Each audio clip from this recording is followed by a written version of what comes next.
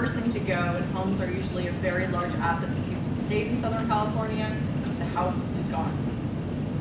You can change that, amend the trust, put it all to someone else, unless you have, again, provisions in the trust, which you definitely can, which say what happens to my half if something happens. And for me, I didn't care about this until I had kids. I have had trust for a long time because it's what I do.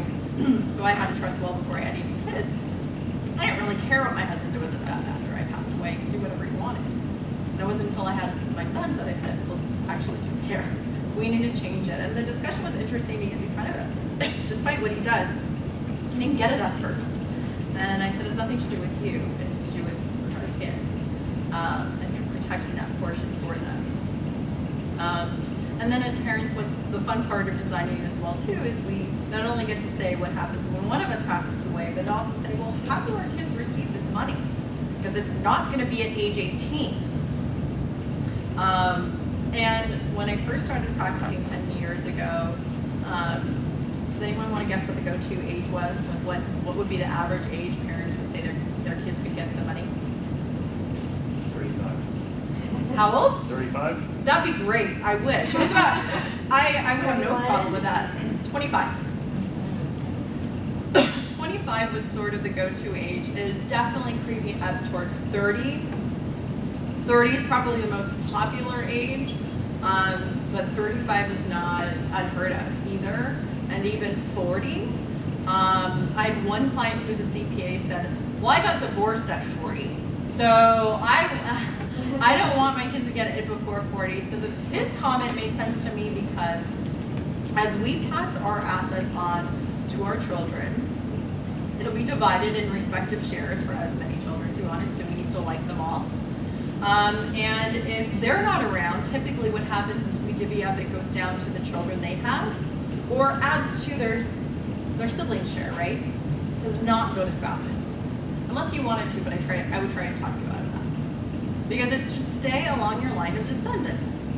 We have an over 50% divorce rate in California, so we don't know. I may love my son's spouse, but I won't know if they're married, will be married forever. It's not forever all the time. So it goes along that line of descendants. If they keep their share in trust, the way I've designed my trust is they can take over at age 30 as trustee of their own trust. They can spend it in Vegas. There's no trust police out there. Because it's a private document, there isn't anyone policing them. We have to trust them at some point, and maybe it's 35. I don't know. To me, I don't see a downside to saying 30, 35, and in some cases, I had a client who had a 25, and she said her 27 and 29-year-old were still living at home. They're not financially independent. You know, if it were tomorrow, she'd want 40. And it's not punishing them. I don't view it as punishing them. It is protecting them. If they needed money, so if you think the trust is sort of like this box or piggy bank, the cork can come out at the bottom and money can fall out, but it filters through someone responsible, not to say your kids would be, but someone who makes objective, sound decisions, who you trust quite a bit, who you've chosen to then filter it out for the benefit of the child. So it's not locked up, it's not inaccessible, it's there for their health, for their education, for what they need. It can come out, but it's not a free-for-all. It's here are the parameters, the limits. Sometimes we put incentive language. Sometimes if they do certain things, they get a little bit more. Again, hard to predict or know what you want to put in there. And I have a lot of engineers as clients, and you want to delve into $2,000 a month adjusted for consumer price index on an annual basis. And I personally started my career in trust in-house for Wells Fargo's financial and trust department. So all I did was administer about 320 trusts at a time.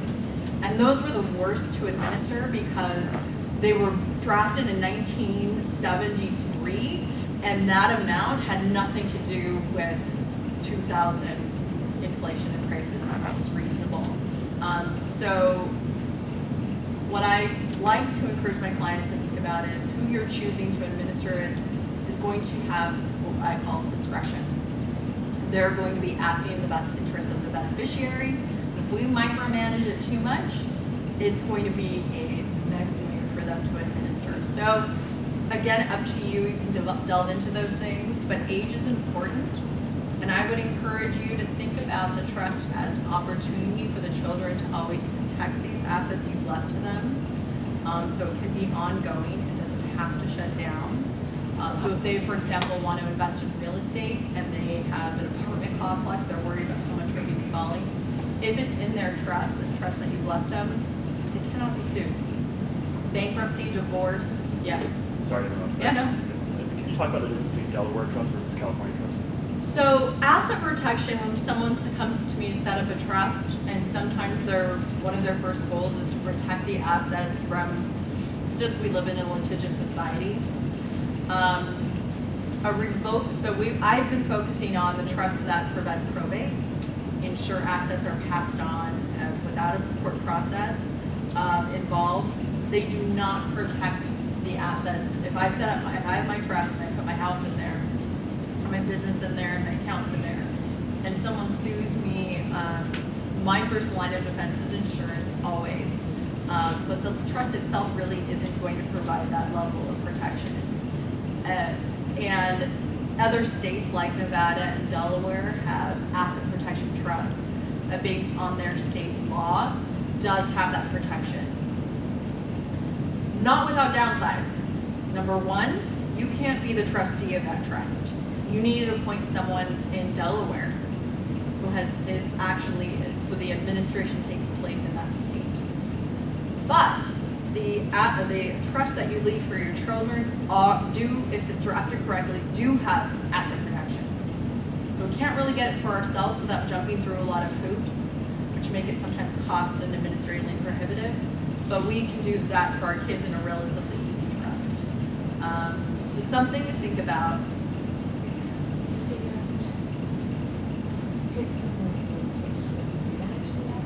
If you have what we call a Delaware Asset Protection Trust, if it's administered in Delaware, if it's a Delaware trust, which mine wouldn't be, right? I'm not licensed to practice in Delaware, so all of mine are California trust. Then the person who's the trustee for these particular type of trust they need to be cited. They need to be in Delaware, so they're professionals that do it. So we're talking about very advanced planning that, number one, is difficult to undo. So most of my clients younger are not going to want to do that. And number two, administratively, it's for two reasons. For asset protection, and if you only get into asset protection, the more you have, the larger target you have for your back. So I had a client who came into a windfall by selling his business and started to worry about that stuff. But even for him, he could not get comfortable with the idea of someone else being in charge on a day-to-day basis of a majority of his assets.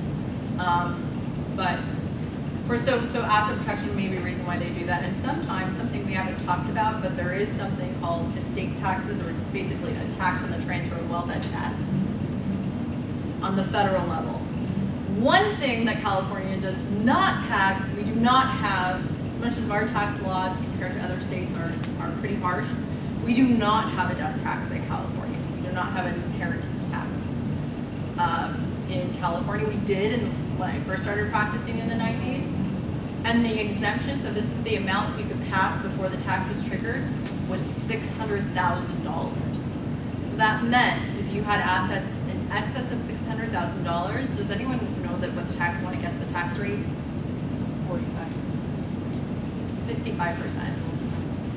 55%. So one thing that the trust did and still continue to do is it allows between a married couple us to double that amount. So it made a big difference for that exemption when it was so low, for there to be double and getting 1.2 at least, especially in getting California with their property, real estate being so high. A few things to remember that are includable in your states are life insurance proceeds.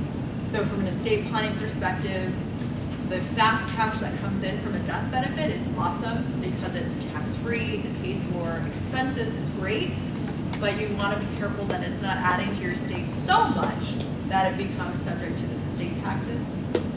But again, not a problem for myself or most of my clients because that exemption, that $600,000 has gone up.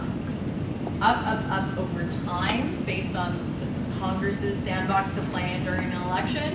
Does anyone want to guess what it is now?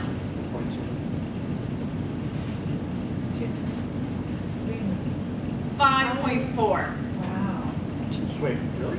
The estate tax, the federal estate tax exemption, and once again, that's the amount we can have in our overall estate, worldwide assets, but everything we own plus death benefits is $5.4 million. The current administration about 9 months ago proposed bringing it back down to 3.5, which again would be a little more uncomfortable, right? Because we have real estate, life insurance, but still not 1.5 or anything, or even 2. I don't think it will ever go back that low if I had to guess. I have no idea what they'll do. And then the rate right now is about 40%. So something that has been maintained is that rate is really high. Yeah. Sorry. So Delaware Dynasty Trust exemption, I thought it was like. This is federal. No matter Delaware, California, this is federal. So when you know what? Yeah, if you've done more advanced planning with irrevocable trust, again, I'm not going to get in that today. I will bore you, except with the exception of you, sir. You may have, your irrevocable trust can reduce your estate tax size. I see. So you can subtract some funds for that. But the exemption, just an FYI, is based on, it's a lifetime exemption. So you can give this money away during your life or at death, it's all the same. IRS keeps track of it all. So a client who does have a taxable estate might gift to get it out. But for most of my clients, especially younger, they aren't going to do, we don't have that yet, unless the law changes. But just so you know, what a typical trust does with some tax planning doubles that exemption no matter what it is. So that is a nice thing, and it is just something added. And again, usually not a priority for most of my clients, but it's just a nice 10.7, yeah. 10.8, yes. We're all good. They don't, I'll move on because like I said, it's not applicable to most people, and like I said, I don't think it's going to pop up again. I don't think they'll get rid of it completely, but it just doesn't, it's not what brings the government a lot of revenue. I don't think they'll go down if I had to guess. One of the things that I just want to revisit is for a lot of people, once again, because the will doesn't avoid probate once you get into owning a home, or even having life insurance that's payable to a minor, right? So I can name whoever I want as a beneficiary on my life insurance. Most of the times there's some rules about not naming a spouse, but or even on my retirement accounts. Or guess what? Bank accounts can have beneficiaries too. They don't ask you anymore at the bank if you want to name beneficiaries. They used to be good about that. You can pass those assets through a beneficiary designation, which essentially is a will or trust substitute because it just passes through a beneficiary designation. And that may work for some people as part of their estate plan. You don't have to have a will or a trust. But it doesn't work if we have young children and putting them on as beneficiaries, because I can name my 7-year-old as a beneficiary, but no insurance company is going to cut him a check. So I have a silly case, not silly, it's sad. $40,000 death benefit. Dad was a firefighter. And that specific $40,000, I don't know why or who counseled him to do this, but it goes to the son, who's 6 or 7, is the same age as my son. So for that $40,000, I have to open up a probate. The wife has to get a bond, has to be bondable, get a bond, do court accountings, or if she doesn't want to do court accountings on an annual basis, she needs to put it in a block account, which means she can't do anything, she can't access it without a court order, and she can't even really earn good interest on it. I have one in my account.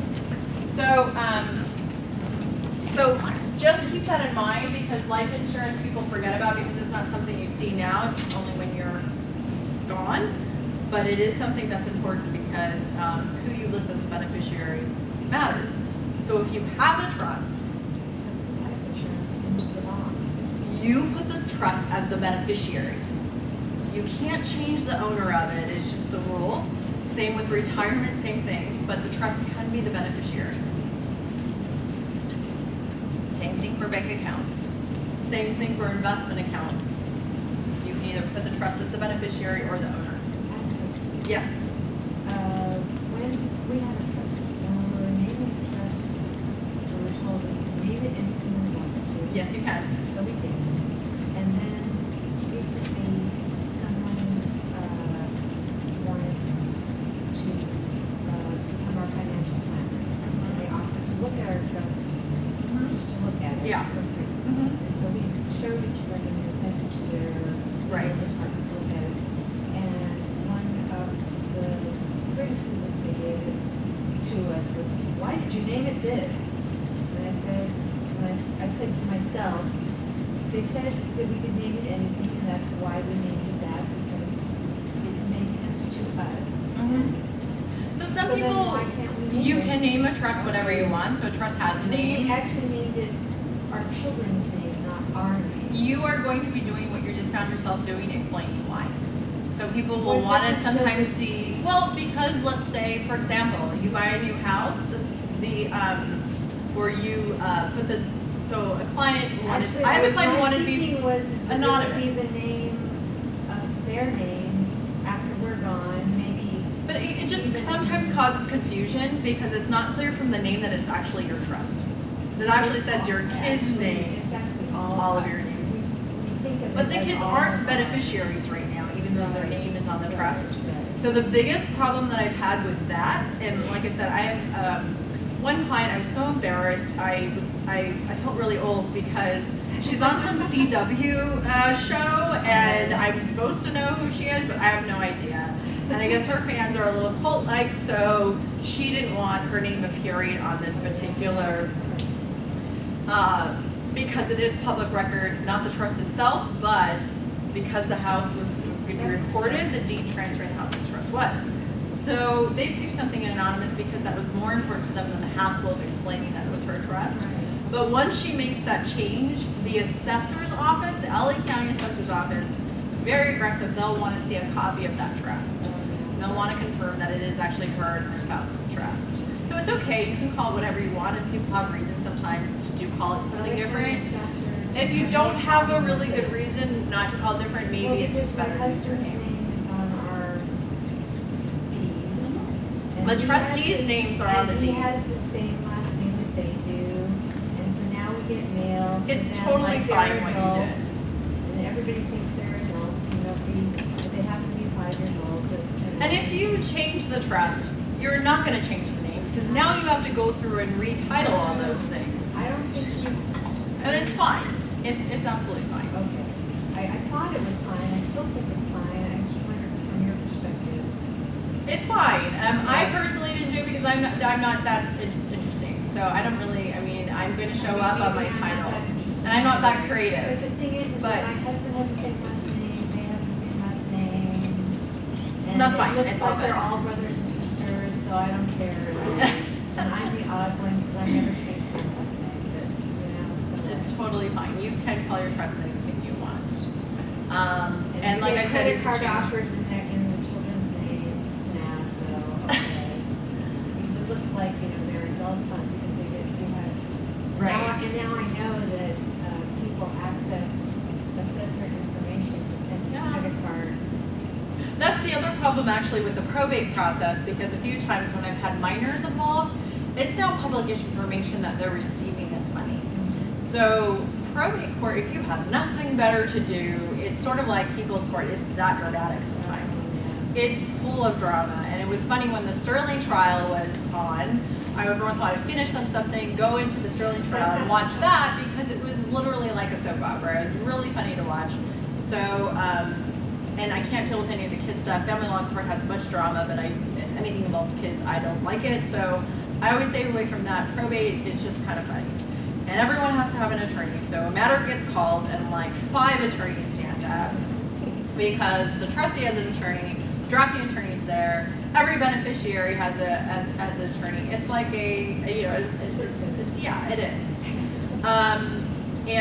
But my nervousness around, just people knowledge of people understanding and knowing that my child received $1 million life insurance policy freaks me out because there are people that just follow these things in court processes, and settlements are public, unfortunately, sometimes too.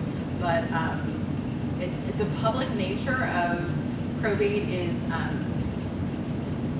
it's almost sometimes just emotionally kind of devastating for people as well too. But the point is, trust avoid probate. So that's kind of coming full circle as I wrap this up. But in just understanding, those of you that have trust or done some sort of planning, you have to actually get things inside. So as you're deciding, it's sort of not should you do this planning, it's either when you do it and what it looks like. What's most appropriate for you. Maybe it's first just getting what we started our discussion on tonight, guardian nomination, temporary, permanent guardian, and powers of attorney. And getting that first step or that phase that addresses incapacity done. Or maybe you put the trust or a will aside for a while.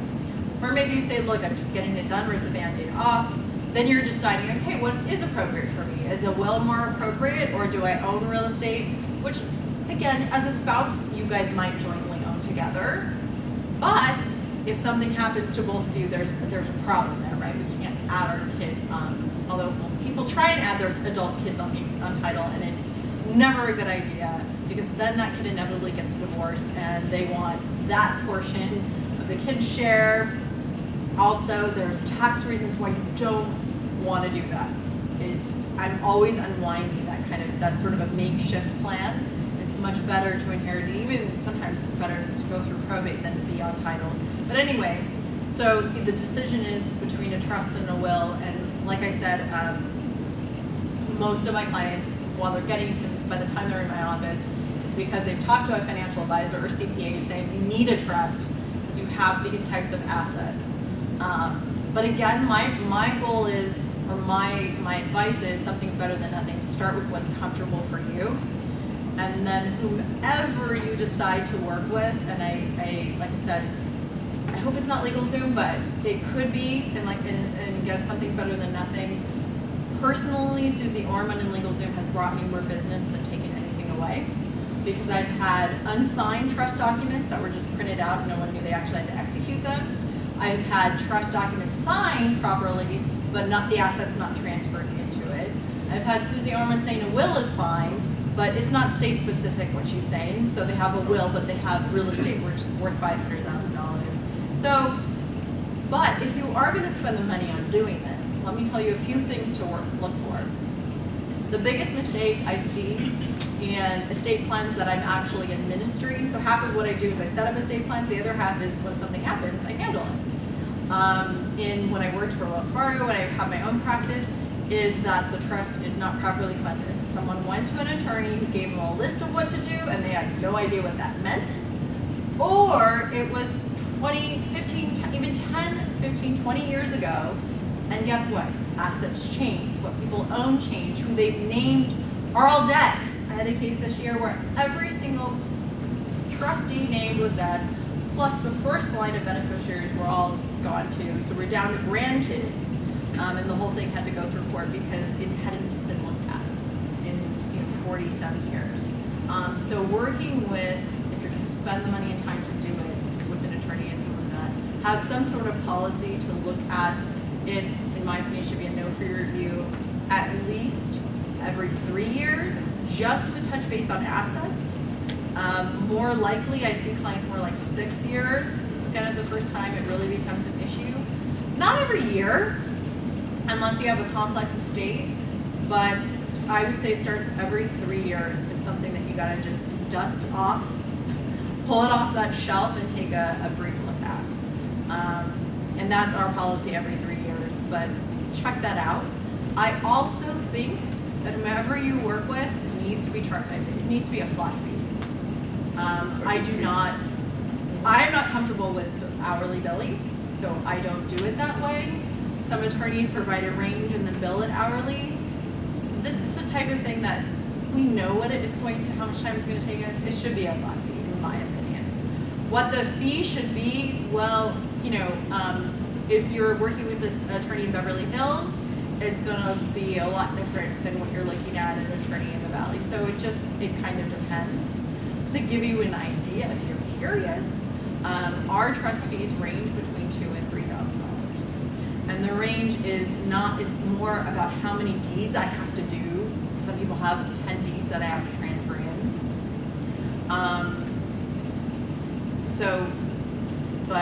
You know, again, like I said, every attorney is a little bit different. But you know, flat fee is, to me, I think, a better way to have a relationship with them.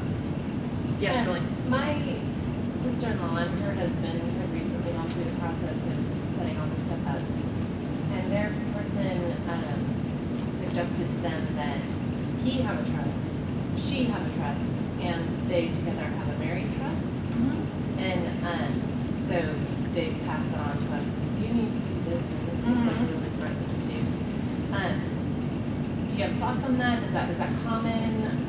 In California, the most common thing is for a married couple to have a joint trust. If someone has significant separate property assets, then they may also have a separate trust. Is it common? Is it the average? Is it the norm? For me, not typically, because most clients, most of their assets they built during marriage and consider it to be community. I'm not a family law attorney, so I'm not planning for divorce. I don't like necessarily to change characterization. So I had a couple, to give you an example of kind of a deviation from the norm. I had a couple who was both their second marriages, and they don't have any joint kids together. So for them, they had really very little shared assets. His name was on his properties, her name was on the house. They wanted to go to the other, but because they've been there, done that kind of thing, I didn't want to mess with how they've kept things very separate. I don't all of a sudden jumble it in. We could put it in a joint trust and identify what's community separate.